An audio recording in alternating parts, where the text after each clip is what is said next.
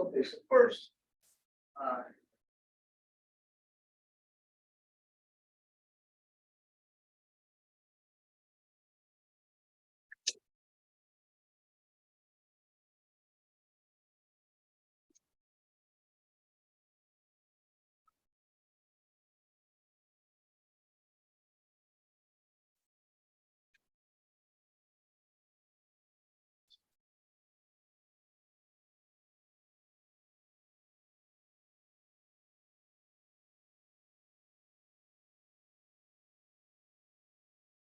so if you measure the radius of the planet, and you find that it is, let's say, 10,000 miles.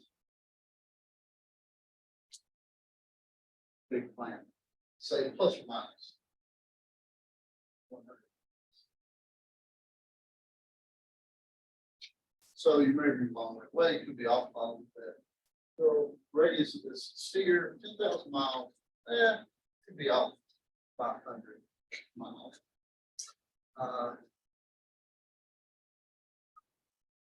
Estimate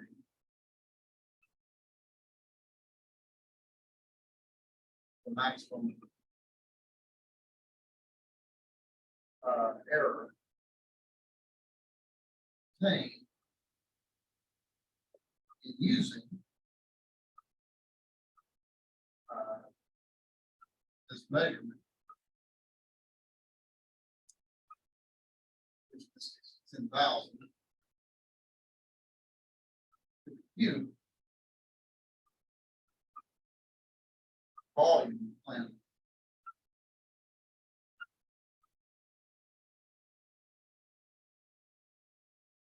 And I'll throw in the question, what is relative error? And again, estimate this.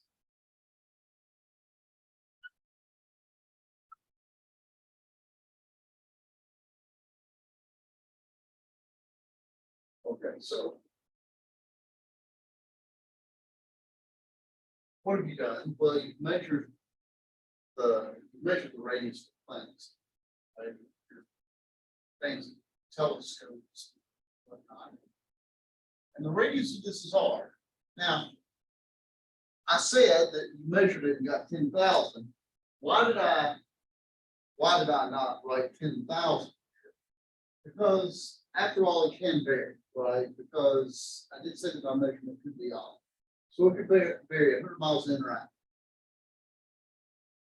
out. First of all, just kind of for giggles, I'll supply this for you if you need it. Anybody know what the formula for the volume of the sphere is?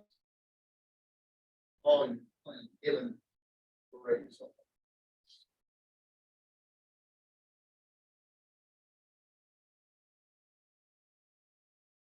Anybody see this in the travels? Volume of the sphere. Or maybe they see, don't remember. By the way, for what power? It's actually 4/3 power to the has to be third power. And actually, that's kind of a good gut check. It's kind of formulas. The volume should be in cubic miles, right? And that's why you need mile. Really.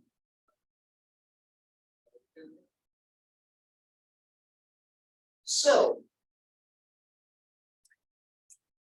I want to estimate max. So I'm going to compute the volume of the planet. I'll put in 10,000 the radius. All right. And that'll give me a volume. Now, that radius might be 100 miles too short, 100 miles too long. All right.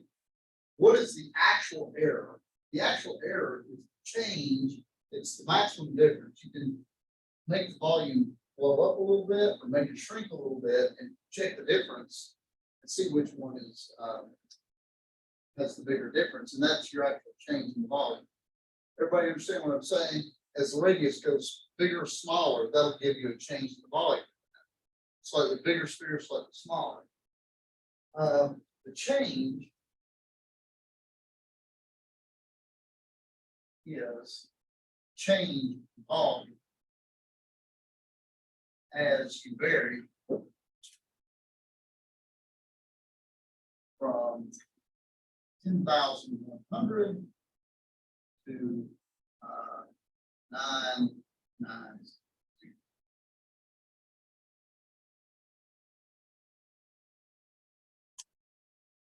So if I use the measurement 10,000, that'll give me a number. If I use this measurement, it'll give me another number, and this one, another number. Check the difference from when I got when I put in 2,000, which is the biggest, biggest possible error.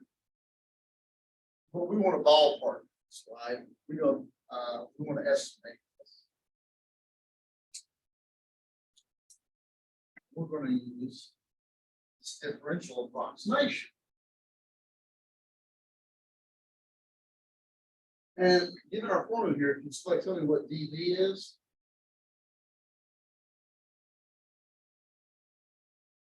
What's the derivative of this?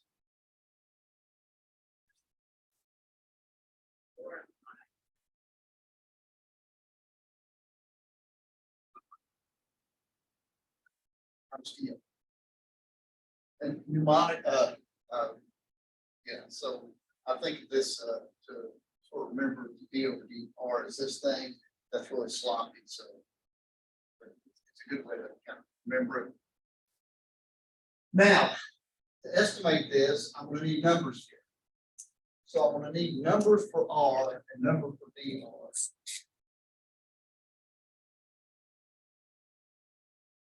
What are you supposed to the appropriate number is for R?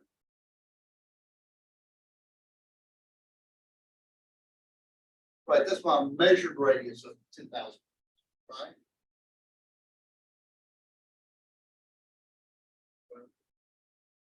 How about my dr?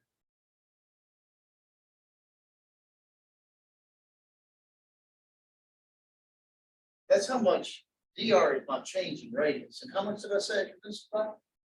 100 miles, one way or the other.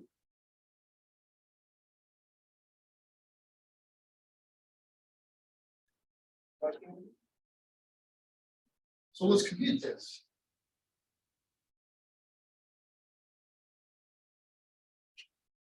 So in our case, it's going to be 4 pi 10,000 squared times 100. And that's going to be 4 pi times 10 to the 4. That's 10 to the 4. This is 4, 8, 9, 10.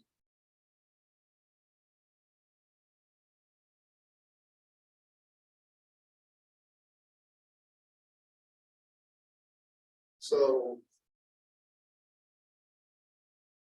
that's like what, 10 to the 10th is like 10 billion times 4, 5. So let's call that 12. Just to make it easy.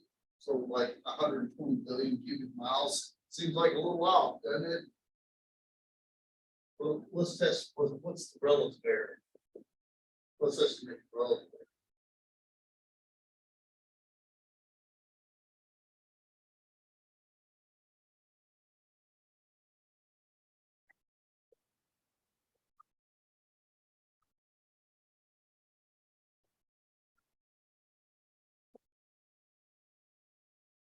This is this is like I was talking about in the contingency lab. This is theoretical minus experimental over theoretical.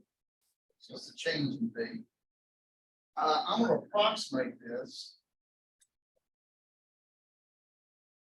And actually using the letters instead of the numbers is easier. I'm going to eventually go to use numbers, but I can cut it down quite a bit. My dV is 4 pi r squared dr. And my V is 4/3 pi r cubed. So let's see, we got a bunch of stuff canceling. This turns out to be 3r.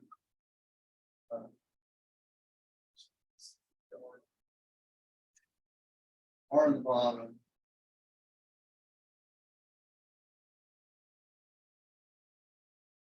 And this comes to 3 times plus or minus 100 over 10,000, which is plus or minus 0.03.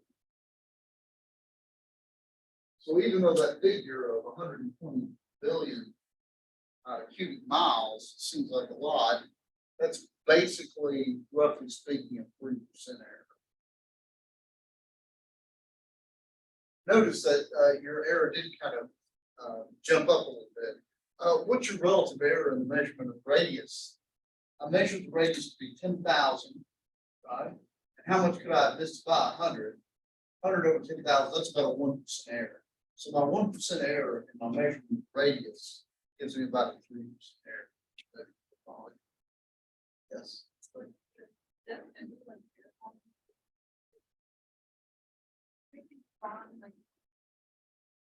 I don't think we'll put it down. I did put it down. Well, this is the actual error. This is how much I could have missed it by. And it's 120 billion cubic miles, right? That's actually the real figure of how much I missed. So I get a number for my volume. This is how much that number is going to miss by, right? And this is sort of a measurement of how bad it is, right? It's only 3%.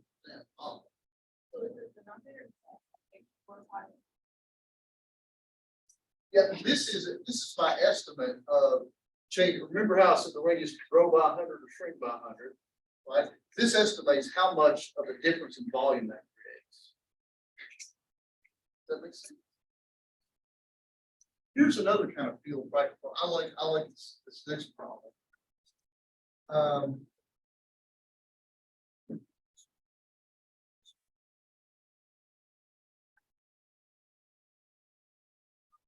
Example.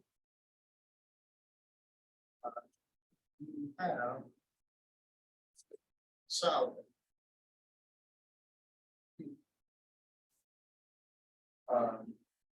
With in the spherical.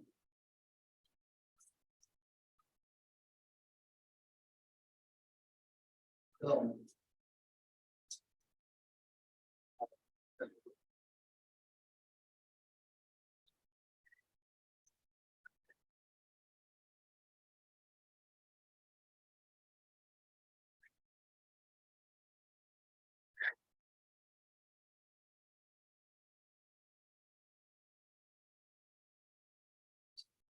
Along comes an ice.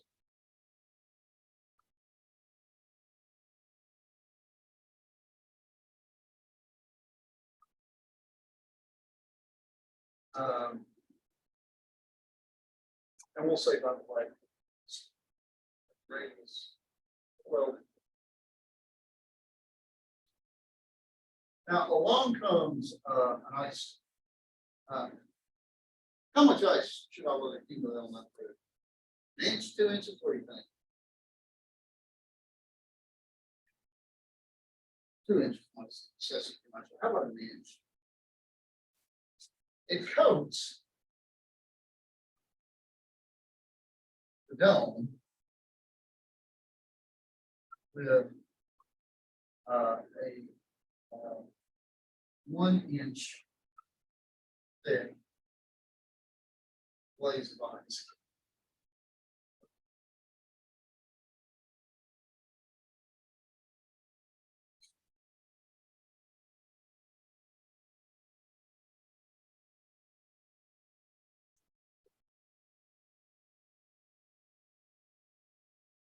Of course, I want to know this ice storm flat my silo through. Right? That's my practical problem. So I've got my silo out there with all my golden jewels in it, whatever, right? And along comes this ice storm and it coats this with ice. My roof. Let's estimate this. How heavy is ice? Here we estimate.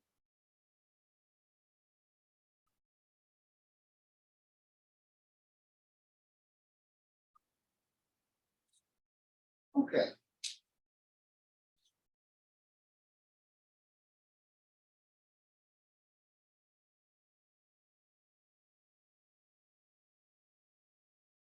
Okay, so here's what happens. Let's just look at the dome. This. It's the hemisphere.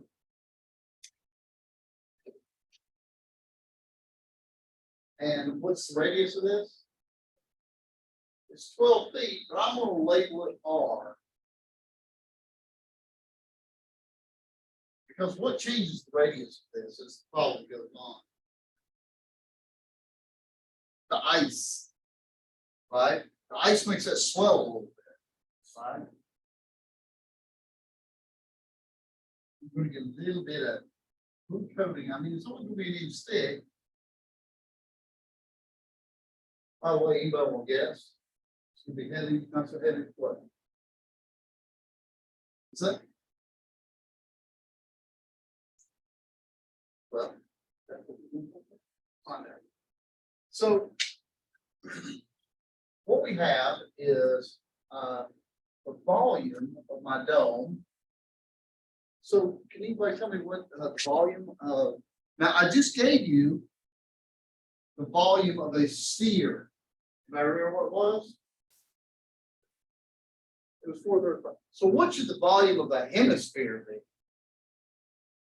Cut it in half, right? So the volume of a dome should be 2/3 or cube. Right? Now, to figure out how much ice do I have volume wise? I mean, really think about it. How much ice do we have on there after the storm's over? It's the new size of the dome, take away the original dome, just that shell. All right.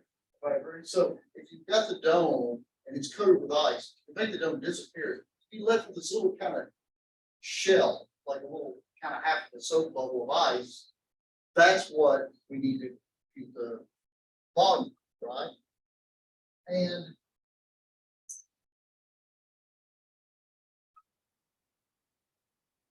volume of ice should be change in volume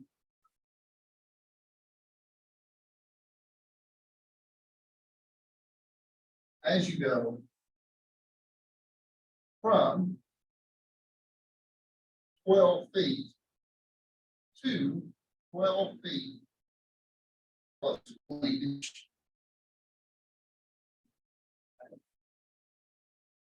So the volume of the hemisphere at 12 feet, volume of the hemisphere at 12 feet, 20 inches, subtract those two, that'll give you a change in volume.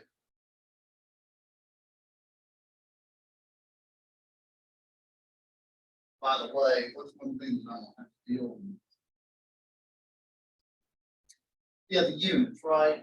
Let's change this to feet. 1 inch is 1/12.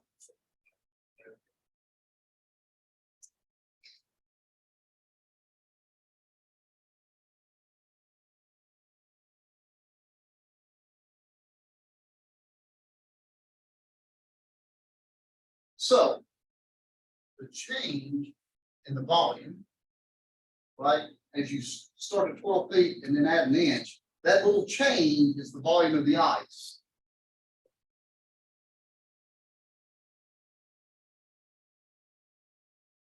Right.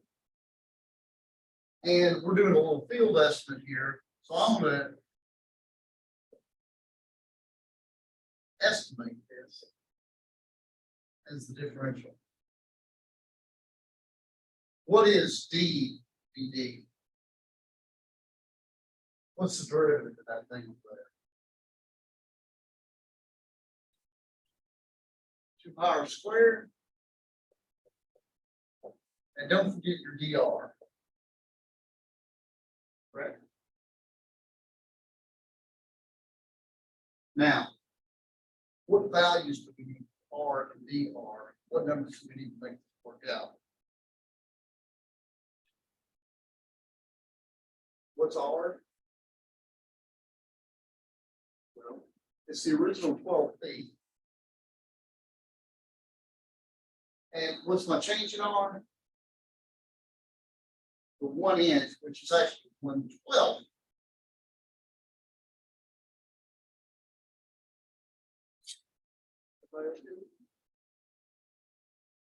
So let's see what this gives us.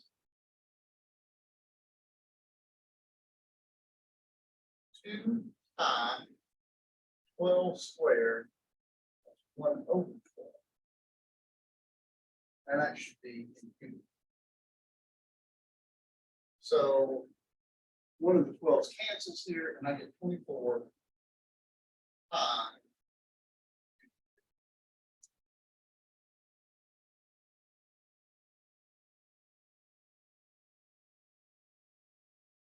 So this is roughly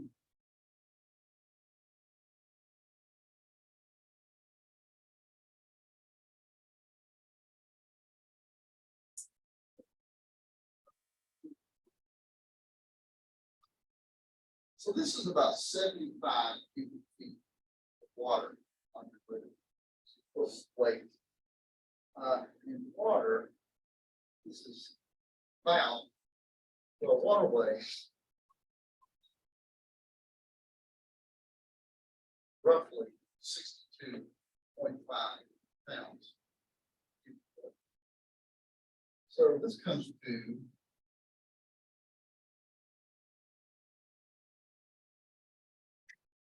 4,712.4 pounds.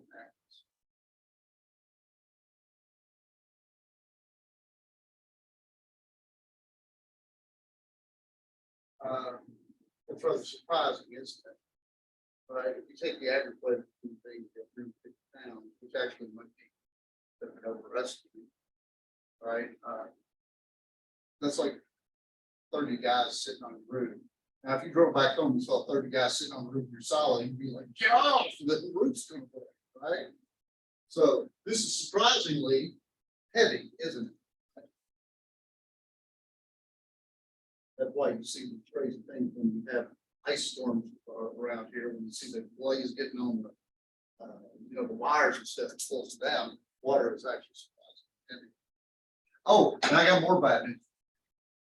So we did this field estimate.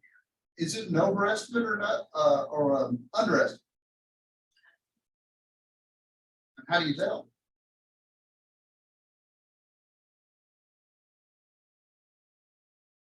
What was the function we used differentials to approximate that?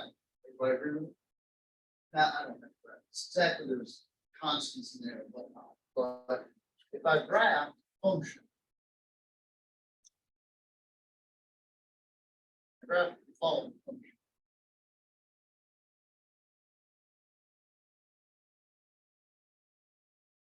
Because it's a cubic function, right? What does it look like? Well, we only care on really something like that.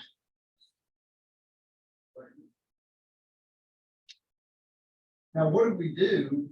All these linearizations that we do are basically just using the tangent.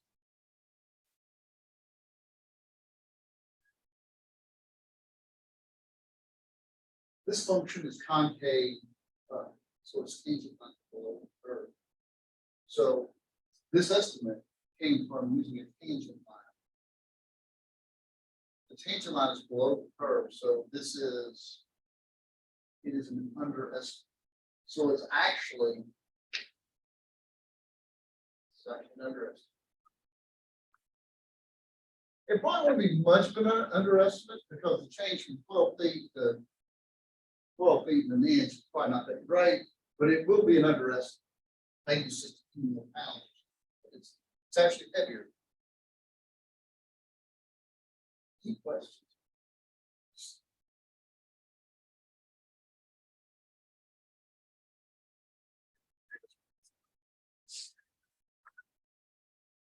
Yes.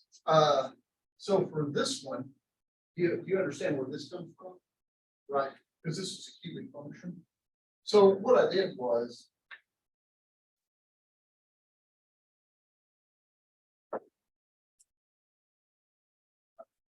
feet, 1 inch, not to scale. See what happens here is what this approximation gives you is it gives you this point on the red line, right? Which is below the curve between the 5 feet. Is that good?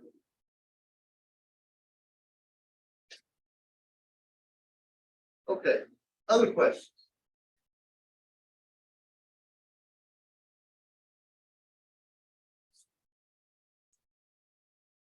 Okay, So I want to talk about one other application. I believe you applied to section 4.8. Sure that I'm not lying.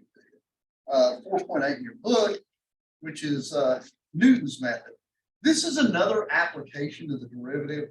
I wanted to kind of go through those, linearization and the Newton's method. And then we're going to talk about antiderivatives next time before the exam.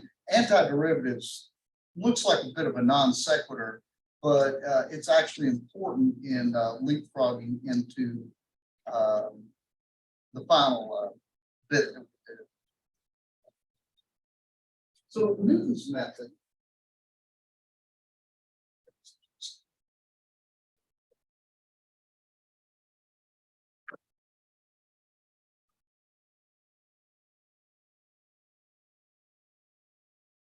This is a clever technique for approximating roots of a function.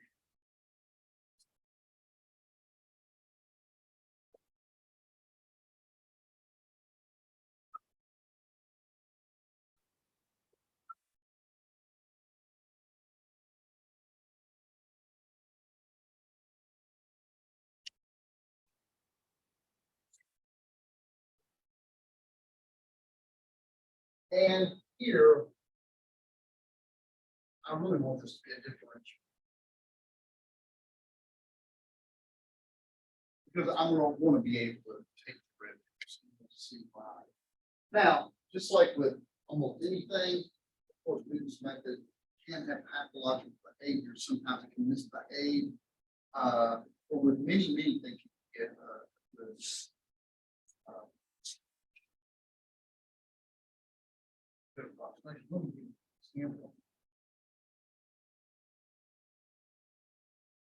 Actually, let me clear up.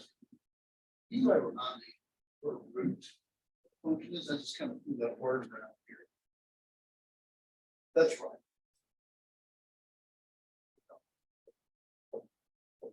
If f of x is a function a root of f of x is a number r such that f r. Let's just play through the graph across the x-axis. Yes.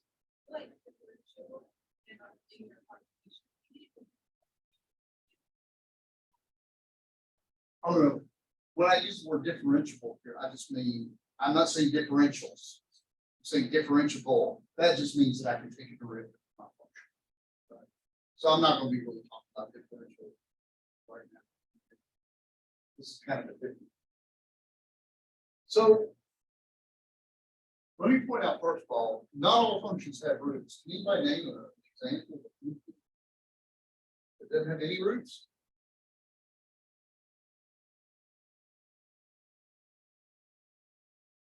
So close.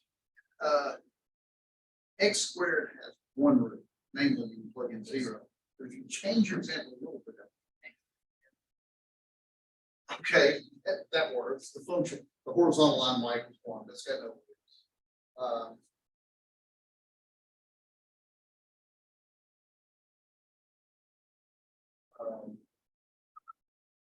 Don't steal your idea. Have one to the, but keep it up now.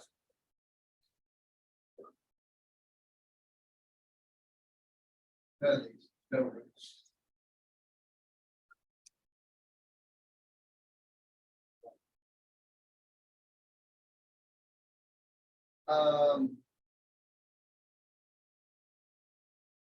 Anybody name a function that has many roots? Great, that's great.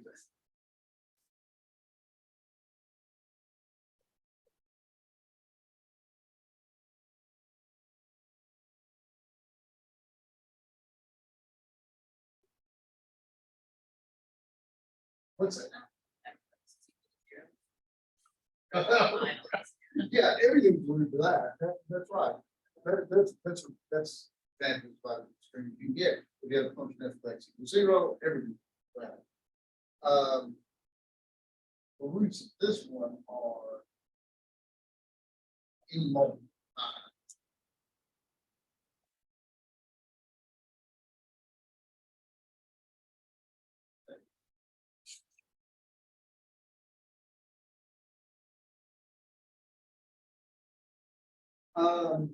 Solutions of equations can also be calculated. Example.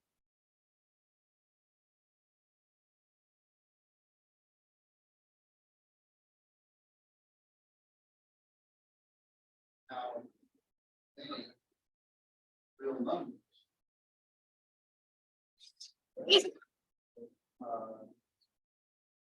Does X.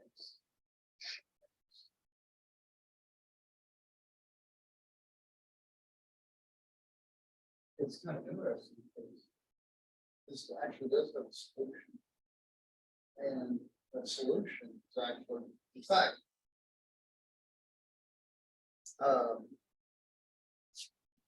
many of y'all have a calculator?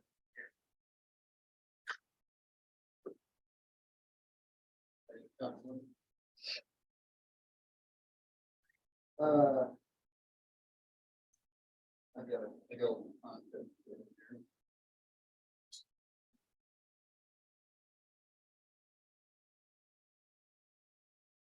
here's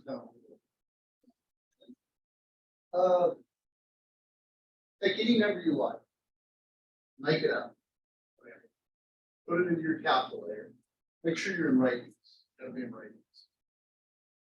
Now take the cosine of that. And now the cosine again, and again, pushing that stupid cosine button.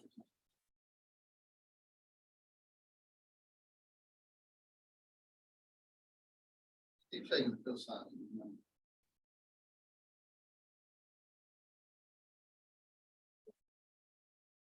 So pick any number, start any number you want. Start pushing, take the cosine, and put the cosine. What's in it? You're not right. That's right. Everybody's calculator should say 7.908.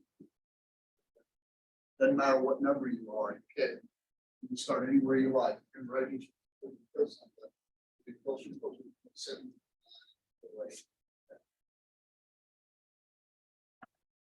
You can use the calculus to show that it is the solution. This number actually comes up in dynamics. So how can you get this number? What's this got to do with roots? Well, let me kind of, let's see. I know how to grab cosine. Yes.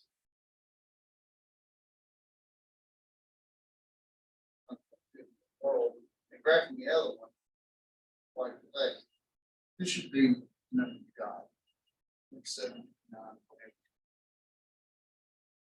Now I can couch this as root. Any solution to x equal cosine x is a root of f of x equal x minus cosine x. So I can sort of take this and rewrite it a little bit and couch this into the equation. How can we find this?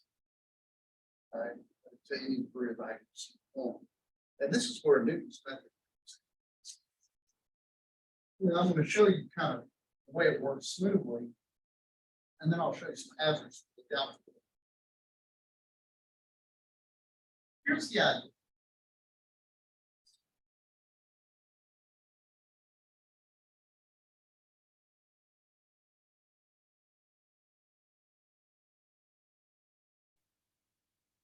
Now I'm going to draw this ultra simple, and you might complain a little bit that, oh, what happened? I'm going to try to deal with that later. Suppose I have a function here.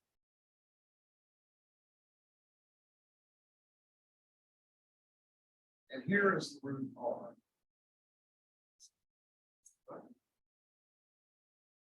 Now, the idea behind doing the method is really simple, as many great ideas are. And it works out in a lot of cases very, very well. Here's the price that you have to pay for it. What you have to do is you have to start, guess what R it is, right? But that's easy enough. Let me give you a simple example here, right? This is a continuous function. Do I agree with that?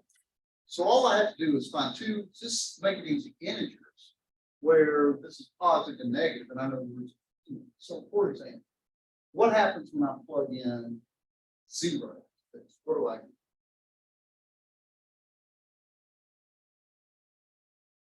-1. Everybody agree with that? So at 0,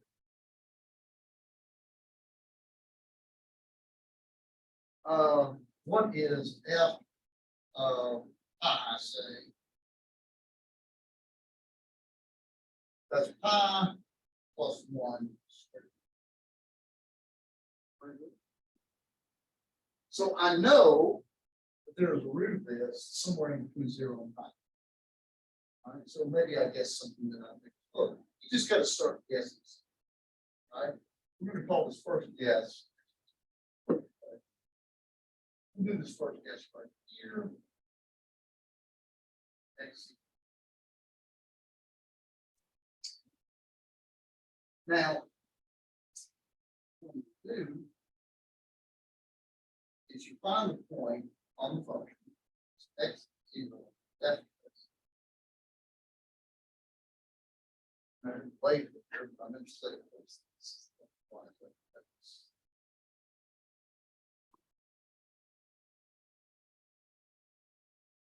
And now, what do? Draw the tangent.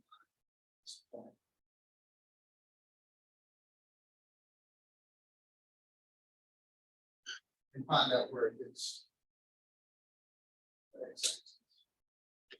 And this gives you your second. Now, what do?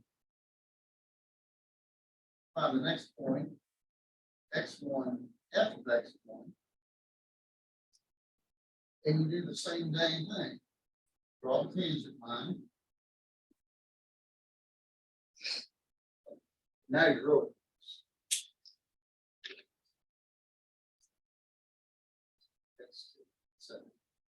So what you do at every stage, take your estimate, you find the point on the curve and draw the tangent line, and then find the x-intercept. Everybody see what we're doing? As you can see, this particular example will work really well, right? Tangent line, already you've gotten pretty close. Now the next tangent line, and the next one I can't even draw. It's going to be so close.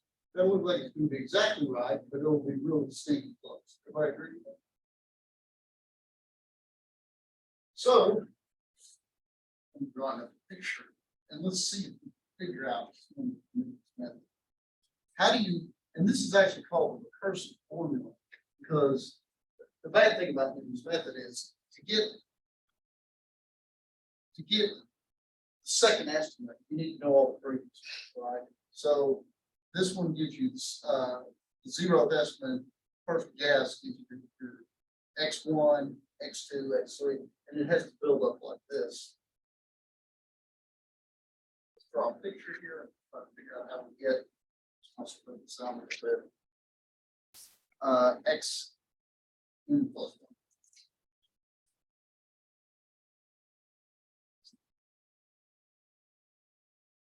Here's your R.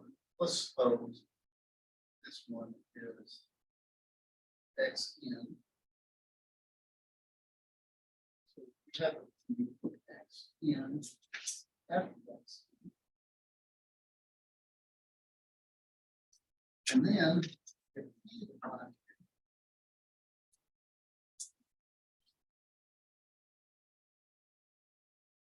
this is x. Now I'm going to see if I can come up with a formula to how to get, once I know this term, to get the next one. All right, and that's going to be my recursive formula.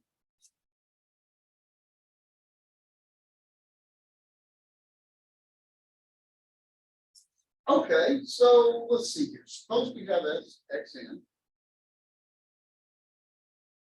So we have xn. Now get xn. Well, first we need tangent line.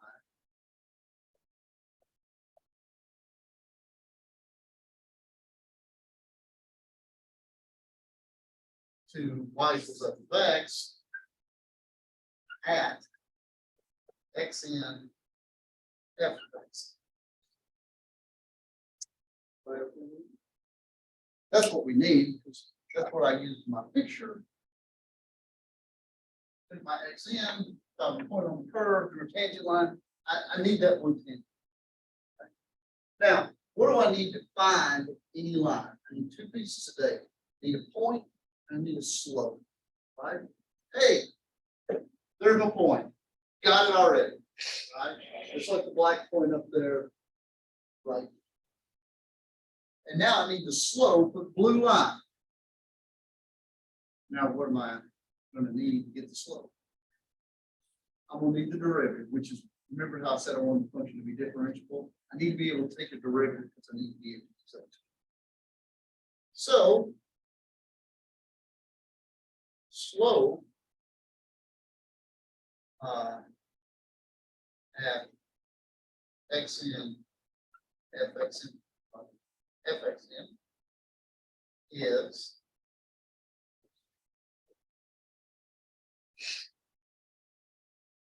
it's f prime. So now here's my tangent.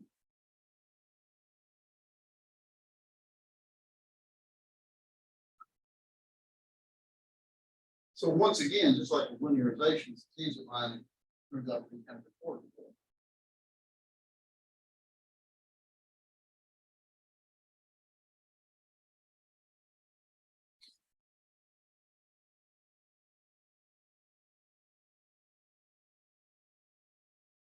That is equation for blue line.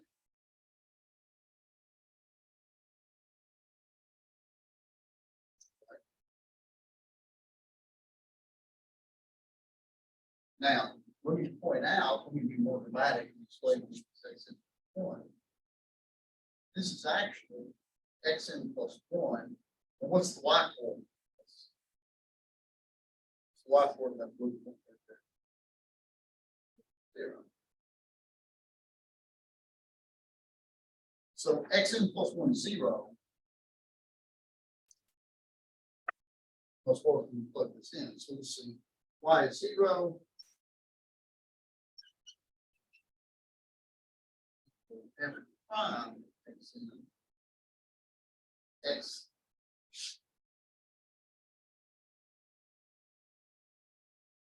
So what did I do? I plugged in 0 for y and xn plus 1 for x.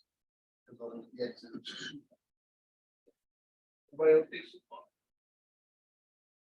Now let's solve, and I will get my formula for Newton's. And then I'm not real big. I am not going to ask you on the exam. You need to know the formula. You need to know how it works. You need to understand what it is. I'm not going to ask you approximate this to 6 decimal places on the exam. You probably should practice that a little bit on your homework just to get yourself more familiar with it. But once we know the formula, I trust it. Okay. So the first thing I'm going to do, I'm going to solve for xn plus 1. So I'm going to divide by this. So I get minus fxn over f prime of xn is equal to xn plus 1 minus xn. And I made an assumption. Always got to be careful with your math. What assumption did I make here? And this is one that I have. In going from right here, blue, black right here, I made an assumption I could do this. But you can't always do.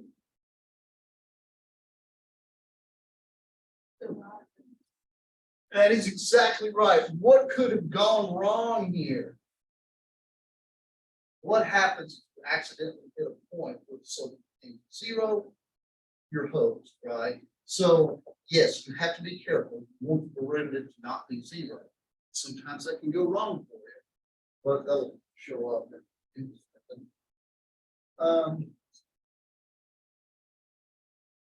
So if I solve this,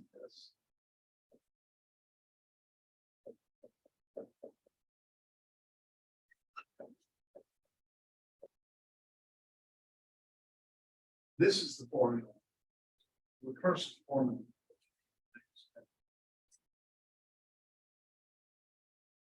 So, for example, let's give this a try.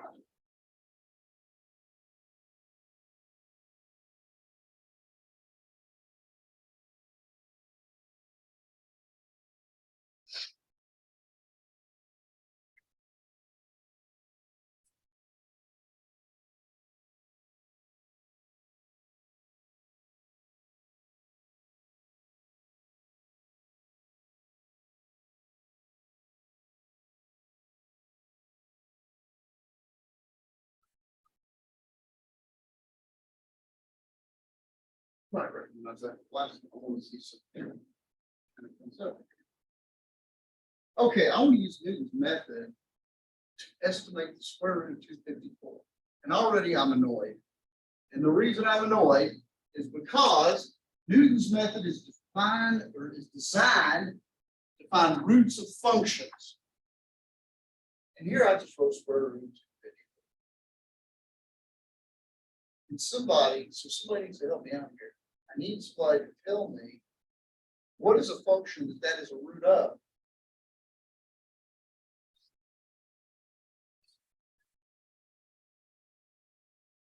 Close. So let me rephrase the question. You think of a function, and when I plug this in, I get 0.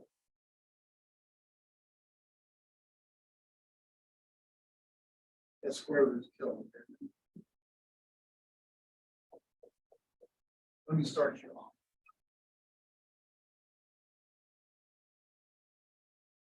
There you go, right? Well, x squared doesn't really help, because, but it does do something. It rips off that square root.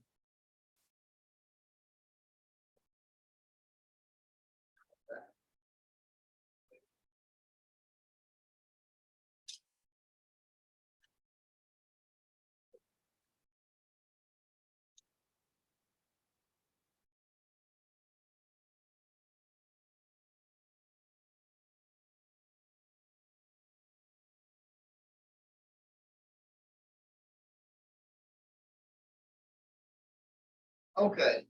Now, one of the things that I said I needed in Newton's method is, notice, you have to start somewhere. Remember I said you need to make the first initial guess? Well, my advice to Newton's method is make a guess that's reasonably close, but maybe not too bad for you. So somebody want to take a guess as to what the first initial guess is?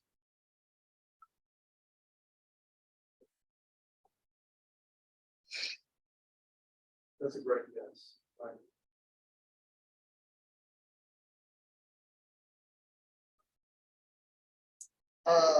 Let me come back and I'll show you a range of guesses you can get. Why 16? Do you know what 16 squared is? It's like 256. 256 by 254. So it seems like I'm pretty close. Right? That's it. There's a long range of guesses. I'm going to come back to that. Okay. But f prime of x, what is f prime of x here?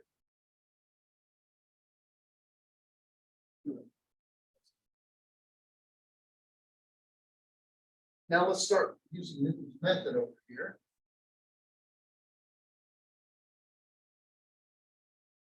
Oh, let's take a little reminder here. Oh, we've got f of x, we've got f prime of x, got our initial guess. So when n equals 0, let me use this formula. X1 is x0 minus f x0 for f prime. Let's see what this is. X0 was 16. Right? F of X0 was 2, right? Because it's 256 minus 54. And F prime of X0 was 32. So I get 16 minus 1 over 16. Is that familiar? I did this problem actually last time with linearizations. And this, we're using the initial guess of 16, that gives you the first linearization. The Newton's method allows us to go farther, which I'm not going to go too much farther with this. This is 255 over 16. Now x2 is x1 minus f of x1 over f prime, right? Which is 255 over 16 minus whatever this is. 255 over 16 squared minus 254, because that's f x, divided by f prime. Well, f prime is 2x. So this is 255 over 8. And I'll let you put that in calculators. Whatever. But this is getting really, really close. And you can keep iterating. You can see that this is not easy to do by hand after a couple of steps. Right? But this is an incredibly simple formula. And for something like a computer just trolls us out really quick. In fact, Newton's method is something like this.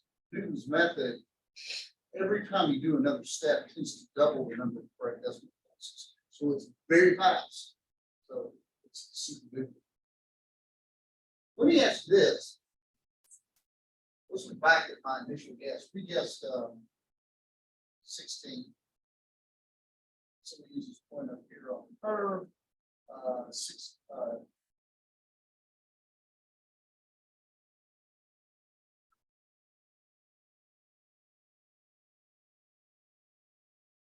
What is an initial guess that you do not want to make? You will go down in flames.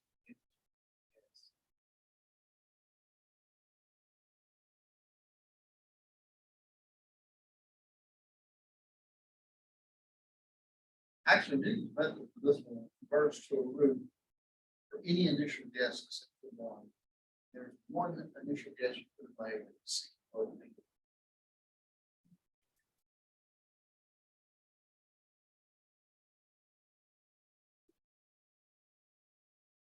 But if you're the one who picked it out anyway, derivative is 2x, right? And you never want to divide by 0. What's that?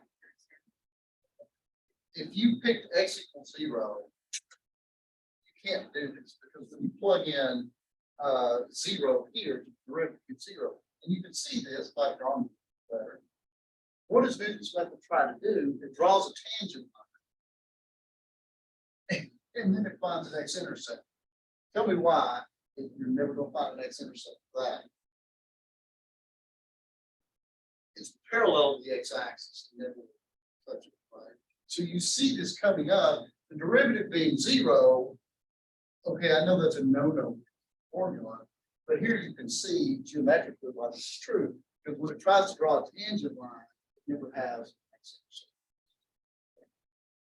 But if you guess anything over here, it will go to this root. So this one will go way out here, you'll be way up, but you'll wiggle way back down here.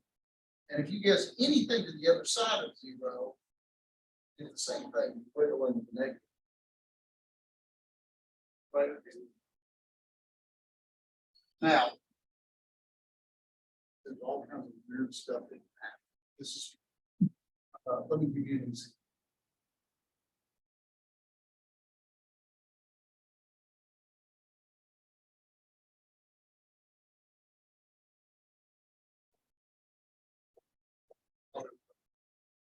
Let me draw these first.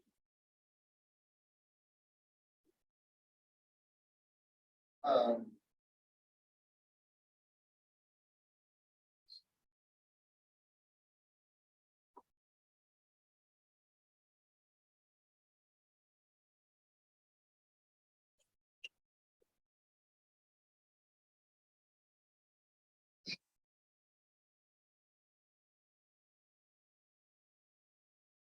so here's a silly example.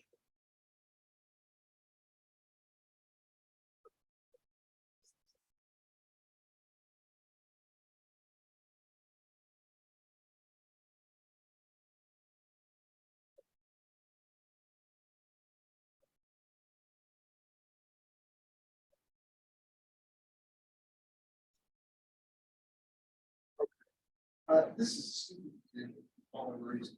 I know the answer. What is it? I can tell you what the root of y equals 1/3 is. Can anybody tell me what the root is? It's C. Right? Well, let's just suppose that you're kind of not paying much attention. Know that. What happens here? Let's try new. Let's go over here. One.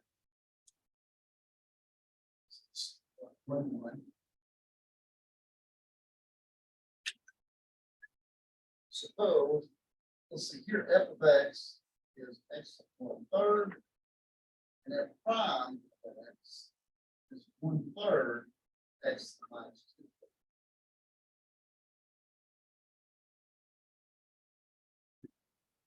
In Newton's method, I will remind you.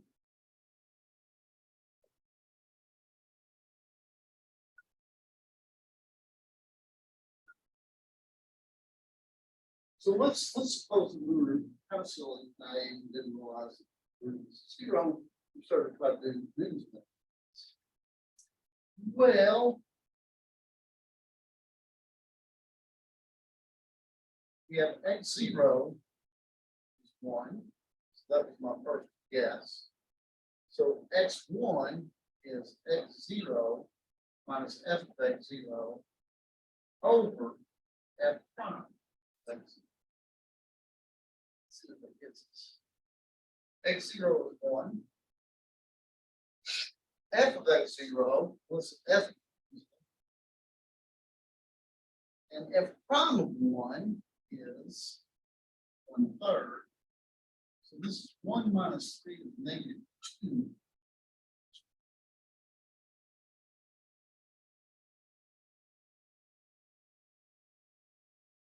I'm sorry, x1 negative 2.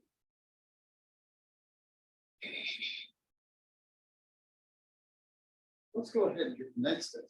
Maybe tell me what's happening.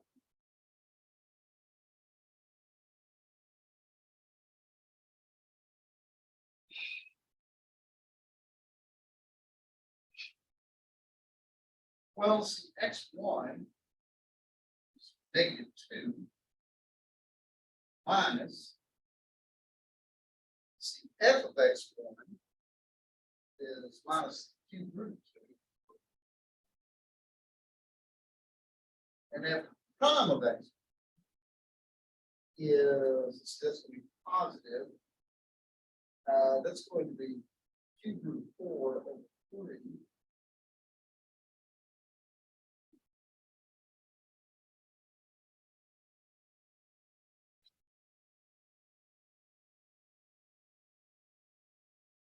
Oh,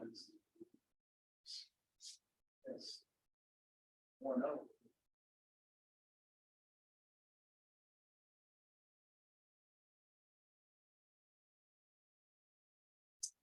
So what of us, this comes to negative 2 minus, let me clean this up a little bit, I'm up on top and bottom by this, this would be minus 3 times 2 to 1/3, 4 to 1/3, 8 to 1/3, 2. So that's going to be 2 plus 6, 8. So now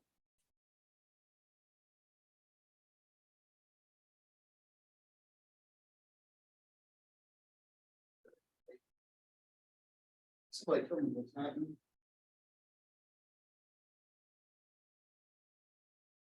tell me why Newton's method is not working. So here's what happens. Get this tangent line down here, the perfect one, and -2, say. And notice my scale's not very good, but notice that distance from the root is basically double. Now you get another tangent line, and you're all the way out to 8. Right? That's going to push it farther over here. The root actually pushes things out. Newton's method does not converge. You'll notice this, of course, if you get a computer to do it, because your computer output instead of 1, -2, +8, negative bigger, it will start growing. Right? So this is a possible hazard. And what does this is the concavity and the fact the function's increasing, it's concave. Basically, you've got a concavity change right there, and it tends to push it away. Another thing, don't choose your initial approximation well. For things like square roots and cube roots, it's fairly easy to see what a good perfect approximation should be. You can kind of do a rough sketch of the graph, get something close. But if you get something like this,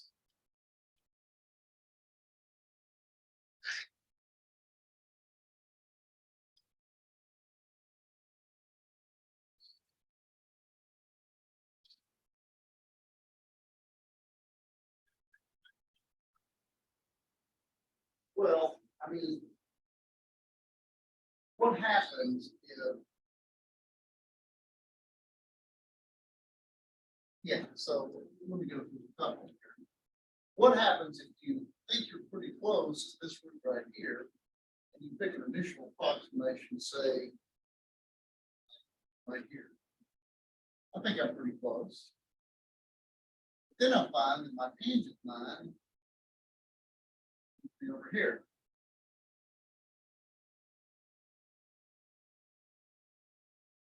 And then I go up here, and I find my tangent line would be here. And then I go up here. Up here, my tangent line would be way over here. Here.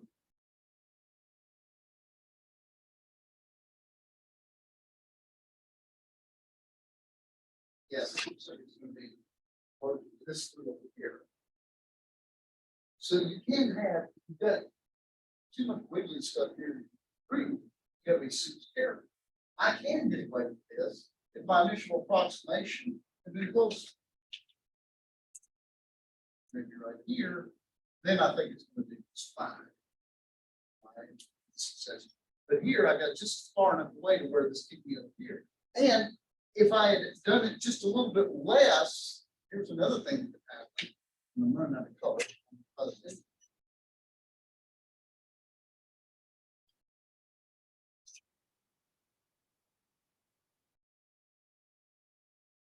If my initial approximation had been right here, then maybe my tangent line goes here, and now I've got a horizontal tangent.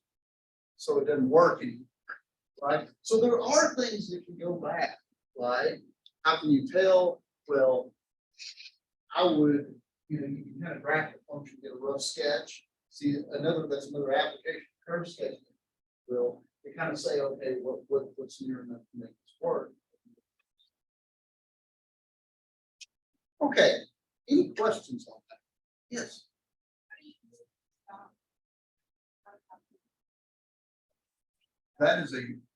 Well, with most Newton's method, you have to be really lucky for it to ever be exactly right. And that's a great question. And here's the bad thing about math. You got to think and you got to use your brain a little bit. And sometimes it's not really clear because deep in the depths of some Stephen King novel, I can come up with functions that ain't very badly. But generally speaking, you got a smoothing function. Like things like square roots and like things like that, we could.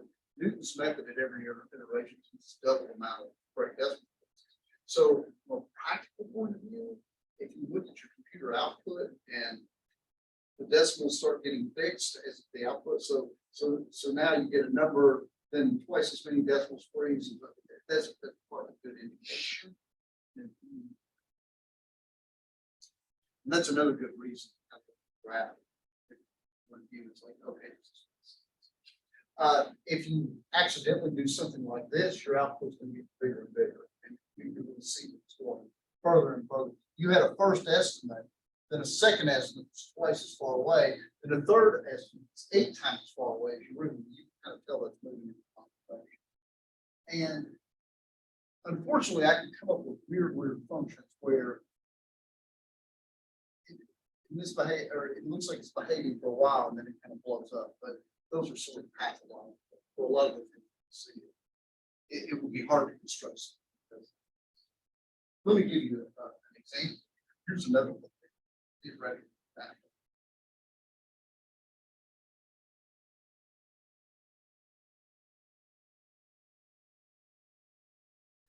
Example. And actually, a number of years ago, I had a math major. She was an undergraduate student. I actually had her take part just a news thing for like her senior project, and it was really interesting. It comes on with some of this. Suppose I think this.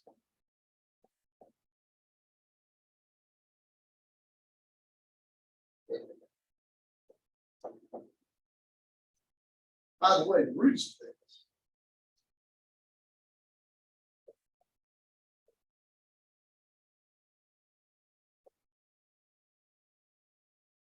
The roots of this are 0, minus radical 3 and radical 3. If you were to draw this function, it actually looks like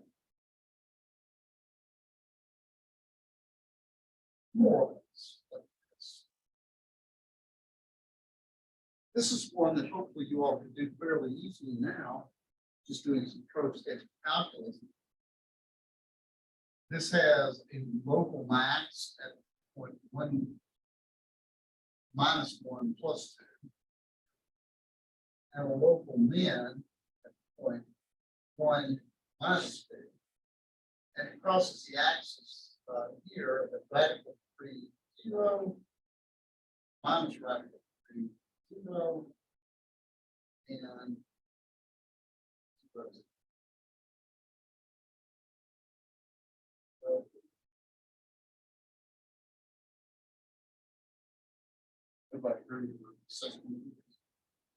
Now, if you make your first initial approximation, say about right here, where do you think Newton's method is going to go? Which root? We'll call this little, middle, big. If I start with an initial approximation right here, what does it look like Newton's method is going to try to push you to? I agree. No. What happens if you start here?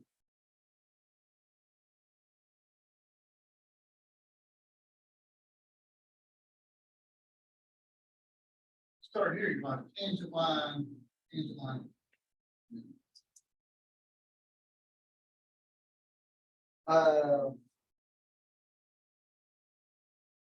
What happens if you start right here at 1? Doesn't work at all. Okay. What happens if you're very, very close over here?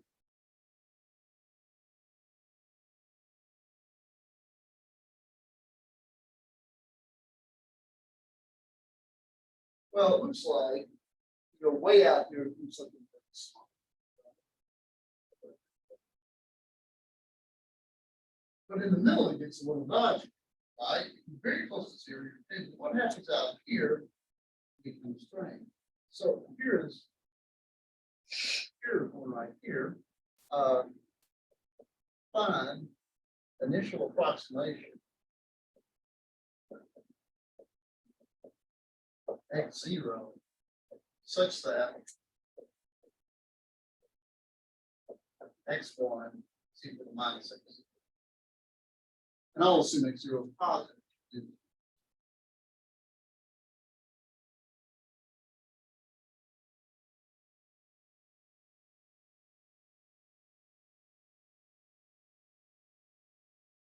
there should be some point here where the tangent line exactly hits that.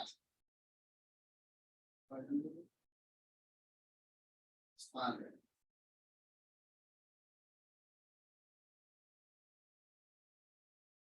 Let's find it. Well, here f of x is x cubed minus 3x. So what's the derivative? Leave that.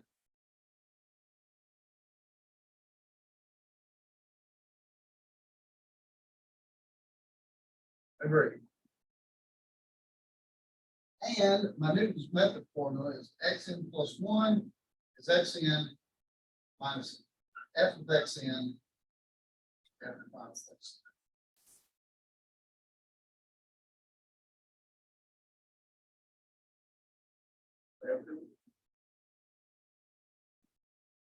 So x1 is equal x0 minus f of x0 direct minus.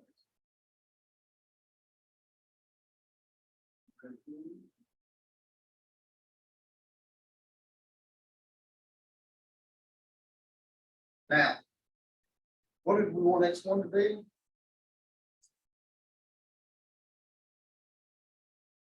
That's right. F of x0 is x0 cubed minus 3x0, and f prime is 3x0 squared minus.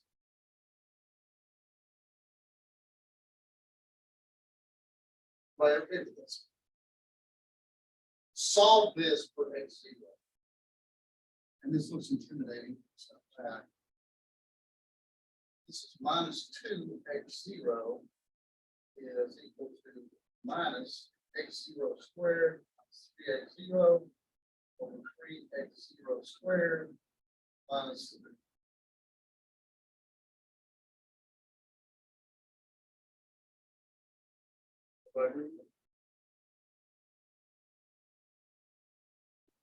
All it is, I brought this over here and then I'll let sides.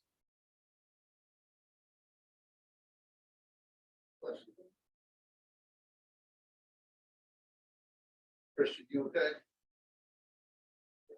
I'm not understanding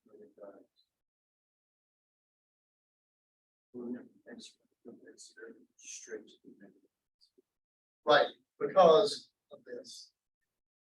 We want to find where x0 since this happens. So I want my x1 to be exactly the opposite sign of what x0 is. So if x0 is here, x1 is to the same distance. So let's get rid of these minuses. And I get 2x0, x0 squared minus 3x0, 3x0 squared minus. Yes. X0 squared. Oh, you're absolutely right. I'm sorry. Thank you. That's a 3, and that's a 3.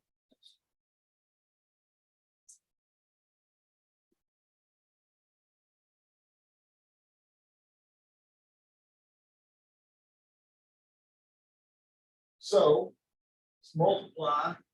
By the way, as long as x0 is not 1 or minus 1, that number is not 0. If I multiply through the denominator, I get something like 6 x0 cubed minus 6x0 is equal to x0 cubed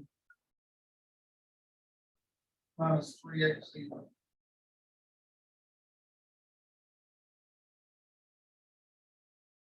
So I get 5x0 cubed minus 3x0.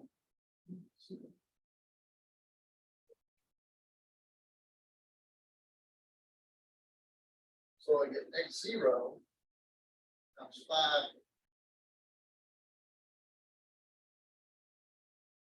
One of my solutions is x0 equals 0. And you know what? I didn't even think about that when I started out the problem, but that makes perfect sense. Because 0 was already a root. And so if you run Newton's method on it, you should get, and of course, the 0 is also opposite the sign of 0. And you also get two others, plus or minus the square root of 3/5.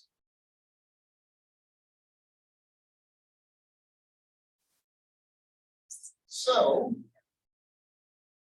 what happens if you say 0?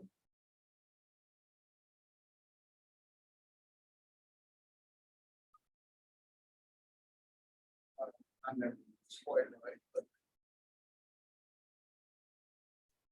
if you're at plus or minus the square root of 3/5,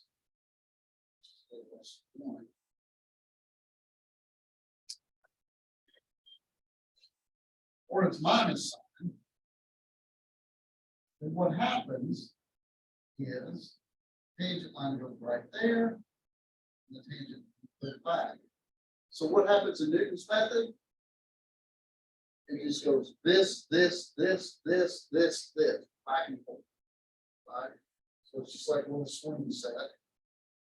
And actually, if you're in this range right here, it gets tricky.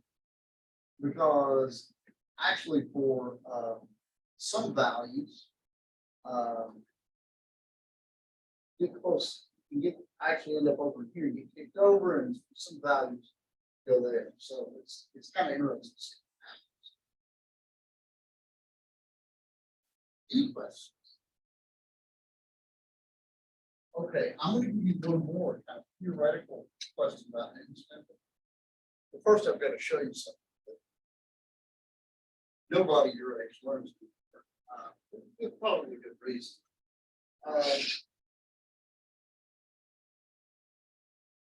Somebody give me, I don't know, 3 or 4 different integers. That would be shocking.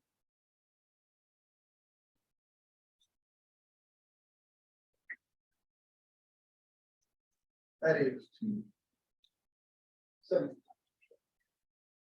Do I know how to be square root of that?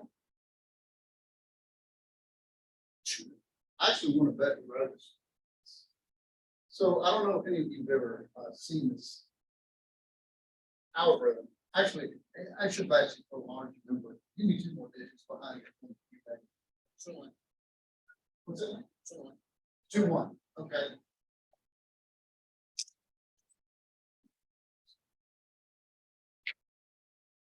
Okay, so I'm going to start both sides of the decimal. This is sort of like long division, only slightly different. I bring down things in blocks of 2. Let me show you that here. Start with this 1, right? So your first block will be a 2-digit number, be as big as 99, and the smallest 1, get the smallest 1. What's the nearest square root of 1 that you can think of without going over? This is right. 1 itself, right? Square that 1, and now subtract, and drop the next 2. Meanwhile, whatever you've got right here, double it, and leave that blank. So this is going to be 20-something. And what goes here is determined by what goes here. How many times does 20-something go into 28? Once. Right? Whatever number I say, put right there, and then comes 21. That number is repeated here. So this is 21. Subtract. Now drop the next 2. Double this, blank. How many times does 220 something go into 720? Probably 3, right? 4 is too many because that'd be 880 something, right? So 3 will be, there's a 3, there's a 3, 669. Subtract, and I get 52. Drop the next pair, now they're zeros, and we'll be on the decimal place. Double that, 226 blank. That looks like it'll go in twice. So that's a 2 now. So that is 4, 12, 42.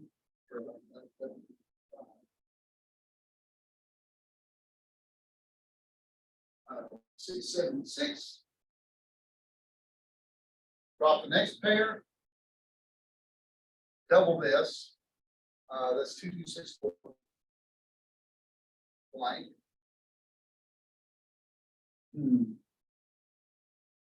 Three might be too much, right? So that'd be 66, but then you carry that 8. Yeah, 3's too much. Everybody agree with them? Because if you put a 3 there, this would be 9, 12, 19, 7. Too much.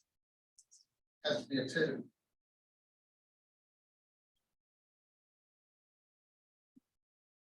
So this is 4, 8, 12, 45. Subtract 16, 3, 20.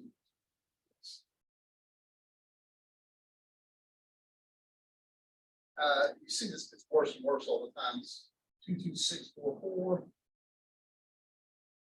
Blank. Now it's 200,000 going into like a 2 million. That's probably going to be a 9. I guess the next one like 9. Now, if you take what's the number we had? 1, 8, 1. Square root. Yes, I got 1, 1, 3, 2, 2, 9. It's always right. How many of you seen this? I will bet pressure parts of my anatomy know what they're seen. Right? This is an old out. It's not very good. And I'll tell you why. A couple of reasons. This is a parlor trick, right? Because it's complicated. Does everybody understand what I was doing? Maybe you can't reproduce it, but you understood the idea behind it. It's a parlor trick because it's very quickly, it's a lot of work, right? And convergence is very slow, right? And the calculator, in fact, Newton's method to take a square root, it's much quicker. Newton's method basically doubles your number of decimal points correct every time. And look at all the work I have to do to get the next decimal, right? So, when I was in grad school, I showed this. My dad actually showed this thing when I was a kid. He must have had a very sad childhood because at the age of 40 something, he still had this memorized. That's pretty pathetic, you guys make. But anyway, I thought it was fantastic. And when I was in graduate school, I showed it to friends in the office, and they were like, "Jim, you are on drugs. There's no way this works." And this cool thing about math, we spent a few minutes and we actually proved that this works, right? And so I was thinking about this, and I talked to a friend of mine who's physics, and I showed him the algorithm, and I showed him how to do it, just like I showed him. And he said, "Oh, this must be Newton's method, right?" And I thought for a minute, and I said, "No, it's impossible. This is Newton's method." Anybody come in mind? So there's nothing special about 12,825. But how would you do Newton's method to get that root? You would take x squared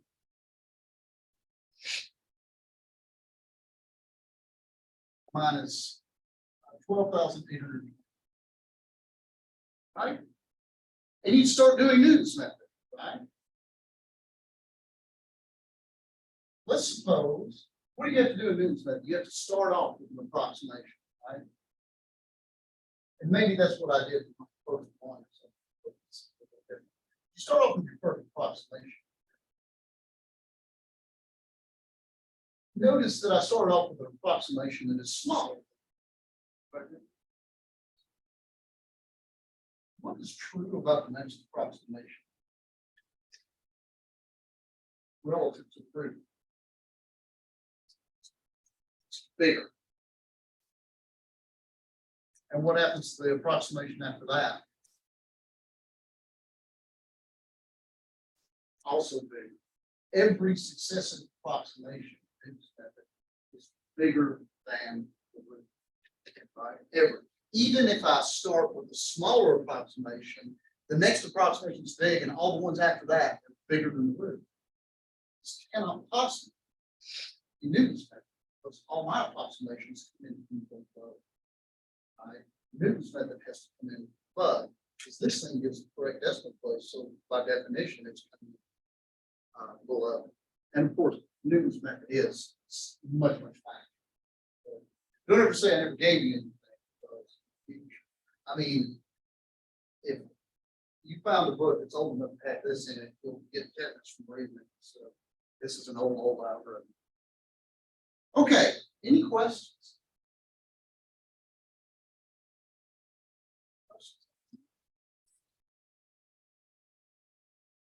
By the way, I'll ask you one more question about this.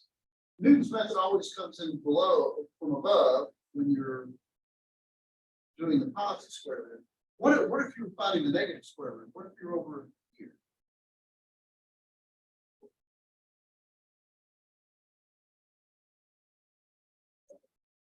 It would come in from below over here, right?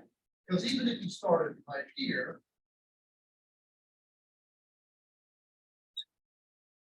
now you're below it. You're actually a little bit less.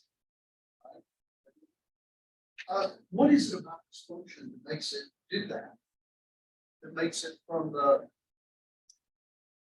when you're trying to find the positive root, it comes in from above. What is it about it that always keeps the approximation here above and here below? Well, right, but can you say something about the curvature of the function? That's exactly right. It's concatenated. It's where the tangent lines lie. Are they above? Are they below? Right? And that's what's kind of controlling the action. Okay. Questions?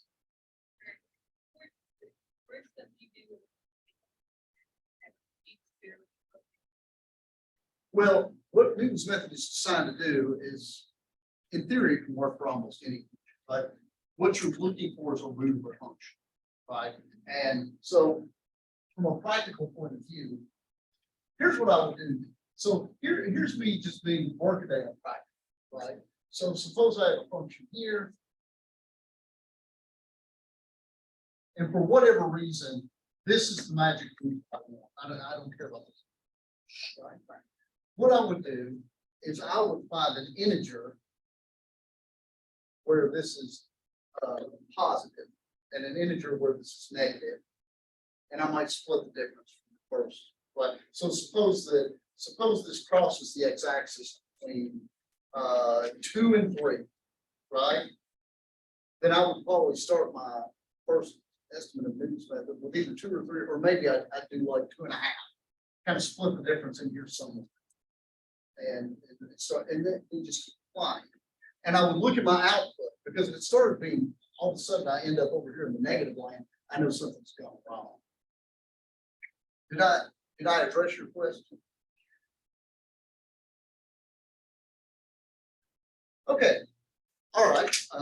Any others? All right. Well, we will take the quiz for today.